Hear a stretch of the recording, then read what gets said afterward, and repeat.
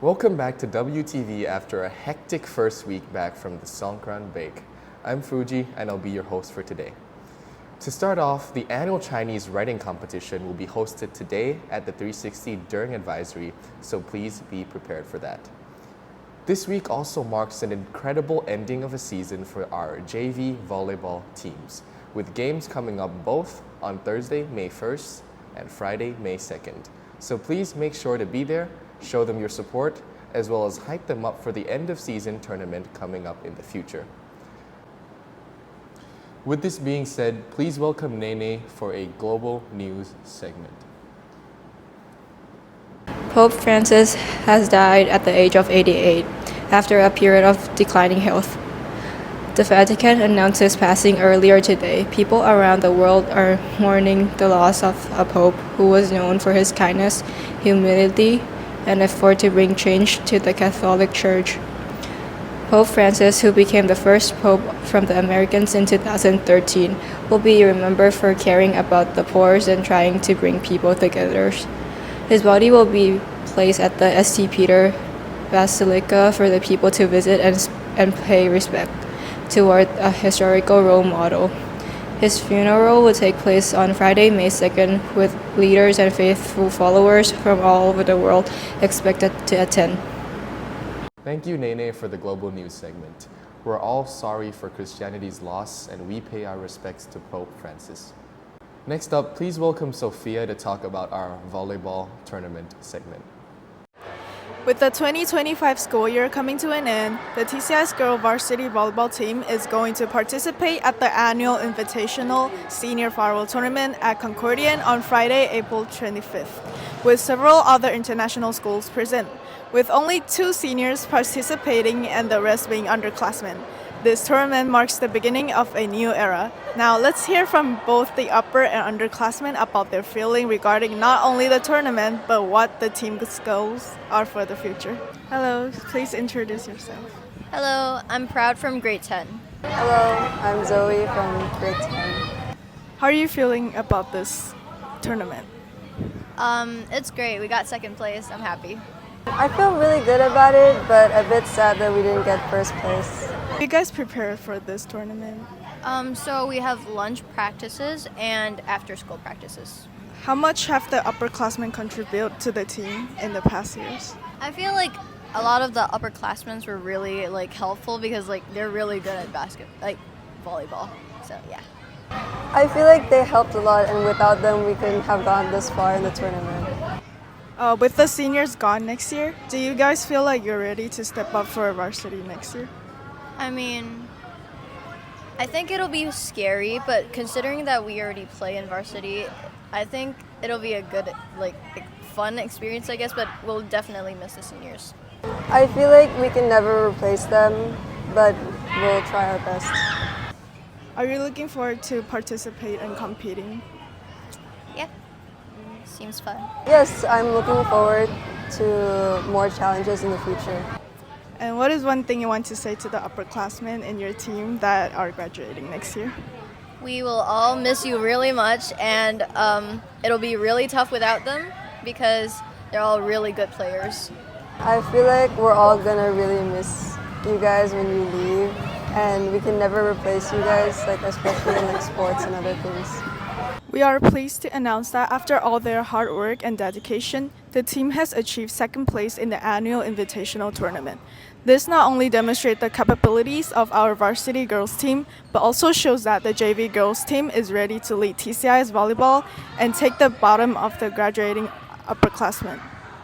We are extremely excited to see how their volleyball journey pans out at TCIS in the future, so make sure you all stay tuned. I'm Sophia signing off at the 5th floor gym for WTV. Thank you, Sophia, for the insightful takes on the volleyball tournament. And next up, please welcome Nene and Time to talk about the career day.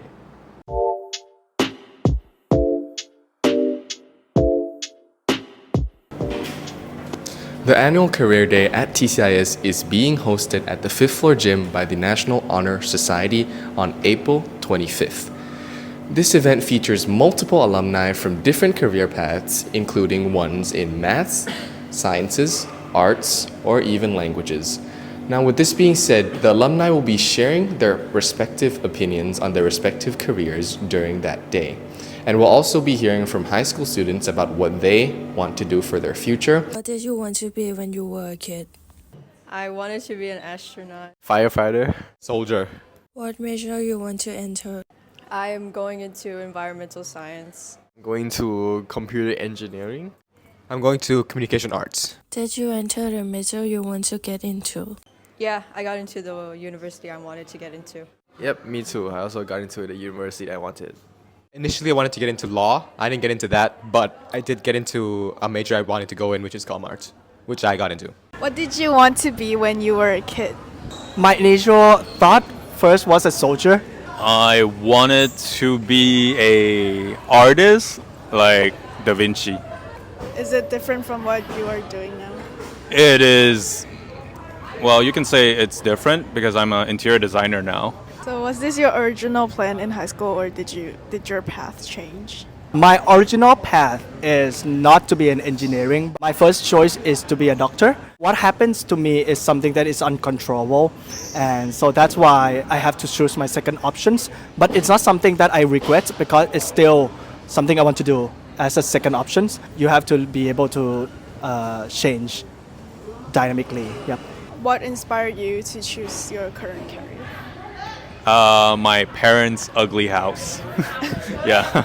My main inspiration is to see a better future. From my side, I want to see a world that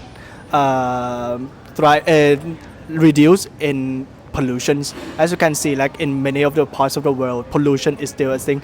PM 2.5 is still a thing. But then that's why I pursue in renewable energy to be able to reduce the carbon footprint from electrical power plants and stuff to be able to transition to a better future. Do you think you've made your younger self proud? In both ways, there's still some regrets, but there's still some good things too. I would like to think so, yeah. With the career day coming to an end, we not only heard from the alumni who provided useful perspectives as well as advice for students going into their career paths, but we also got to hear from the high schoolers about what they want to do in the future. I'm Fuji signing off from the high school building for WTV.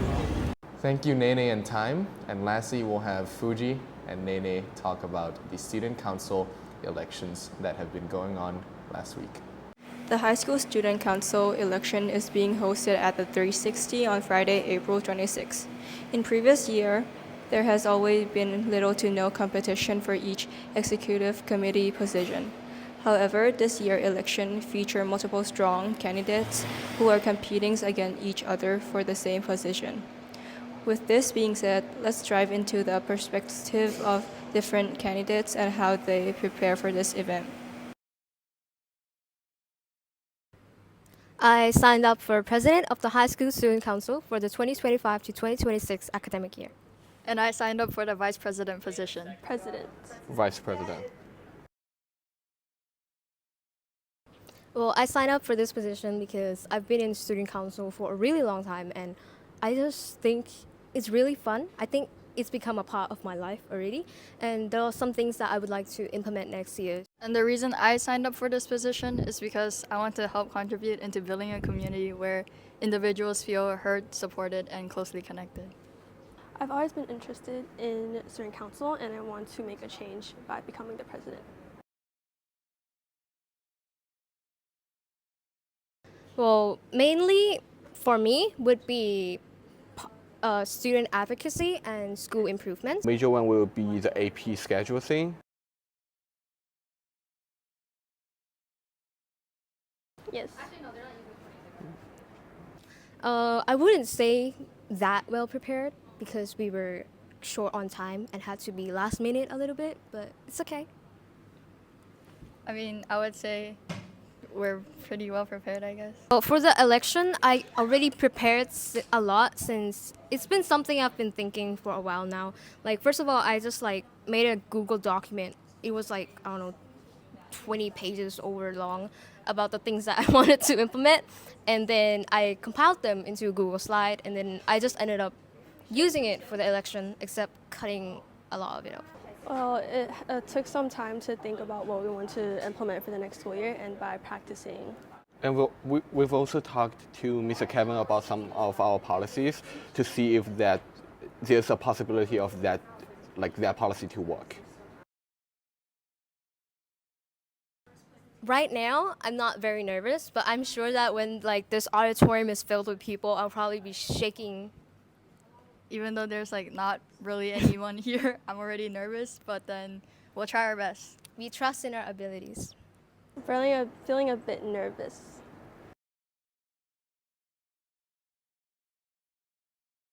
For me, it's probably the pre-candidacy election to make it either open to everyone in the school community or to have some sort of like veto power, I should say, for like the SC advisors and the administrators if they can like overturn the SC vote, you know? I believe having better instructions would be better for next year because we're sometimes confused about things and we have to ask individuals. I guess one thing would probably be, if you don't believe in me, I hope that you'll believe in Fei Fei and her amazing abilities. And if you don't believe in Fei Fei, then from what you know about me, I hope you'll trust me with it and that we together will make a good pair and make school life a lot better next year. Just talking about one message, we want to say that it's no matter who gets this position, but whoever will make student council better and actually benefiting students is the most important thing. Yeah. So what were your feelings right after you won the elections? Surprised, but also happy. Yeah. What do you think is a challenge that you and your partner overcame to win this election? When we first started preparing our slides, our presentation, we added all of the information that not all, but most of the information that we had. And we tried recording ourselves to see how long our speech would go on for because we had a 6-minute limit and we weren't even halfway yet and our 6-minute timer was already up, so we had to reorganize everything, so I guess that was a challenge. What is one message that you would like to give to the student body as the vice president? I would say if you want to try something, even if you think that it's something hard to achieve, just go for it. Because you might get the role or what you're trying to achieve. Think about the winners of this election. Yeah, I think they're very capable of doing a good job of managing SC, and I think they'll actually do a good job. Yeah. How about the entire event as a whole? How did you think it went? I think it was pretty well organized. I think there could have been just a little bit more time for questions in terms of asking the candidates questions about their run. The SC election have concluded for the next school year. We would like to congratulate the new executive committees, including Alyssa, Feifei, and Yuli, as president, vice president, and secretary in that respective order. With that being said, we look forward to see their connection with the student body grow in the following years and how that contribute to student council success. I'm Fuji signing off from the high school building for WTV. That's it for today, and this will be our group's last episode of the year. So thank you all for the support throughout the year. And as per usual, if you have any questions or suggestions, please be sure to scan the QR code and let us know.